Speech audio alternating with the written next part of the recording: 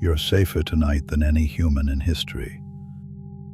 Warmer, better fed. The street outside your window is lit. You have never in your entire life been truly afraid of the dark.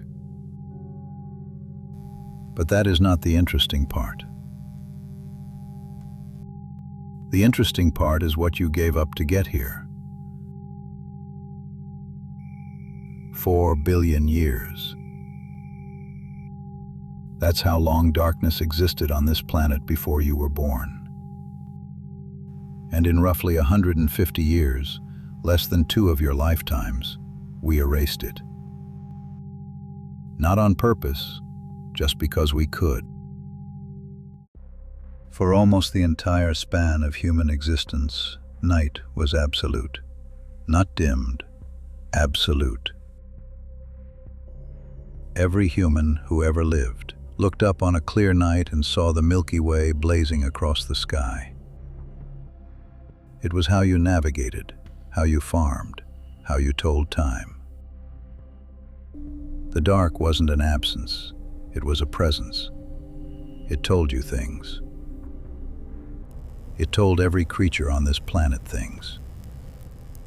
For 4 billion years, life on Earth had been calibrated to it. The rhythm of light and dark runs deeper than any religion, any government, any civilization. It's baked into the chemistry of every cell in your body, and we turned it off. Fire was the first step. Candles, oil lamps, tallow. These were not victories over darkness. They were negotiations. You could push it back from a small circle, but step outside, and the night was still there, still absolute. Then on the 28th of January, 1807, London. Pall Mall became the first street in the world lit by gas. A small event, a single street, but it was the first time a human being could stand outside at night and not be in darkness. The dark began its long retreat. October the 22nd, 1879. Thomas Edison tests his carbon filament bulb. It burns for 13.5 hours. That was the moment, not the invention, the implication. Within 30 years, electricity grids run beneath every major city in the world. The bulb multiplies. Streets, factories, shops, homes. The night sky above cities begins to blur. A reddish-orange glow. No one names it yet. By 1930, you can see that glow from miles out. Still, if you drove an hour from London, the dark was still there, still intact, for now. There was one exception. The war. Wartime blackout regulations forced cities dark. London, Paris, New York.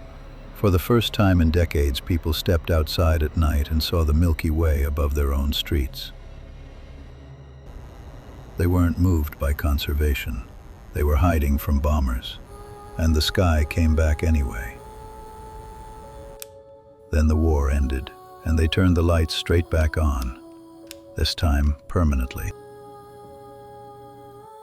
After the Second World War, everything accelerated. Suburban sprawl, motorways, neon, floodlights left on all night because no one thought to turn them off. Light pollution began doubling, roughly every 8 to 10 years. In 1994, an earthquake hit Los Angeles. Power went out across the city, and the emergency services received calls from residents who had stepped outside and seen a strange, glowing cloud in the sky. It was the Milky Way. No one living in Los Angeles had seen it from the city in decades. Some of them thought it was the earthquake. By 2016, the first global atlas of artificial night sky brightness found that 1/3 of humanity can no longer see the Milky Way from where they live. This is where the story stops being poetic. The dark was not empty. It was infrastructure. Every living thing on this planet evolved in rhythm with it.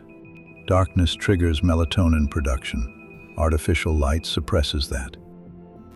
The research linking light at night to disrupted hormone cycles is not fringe.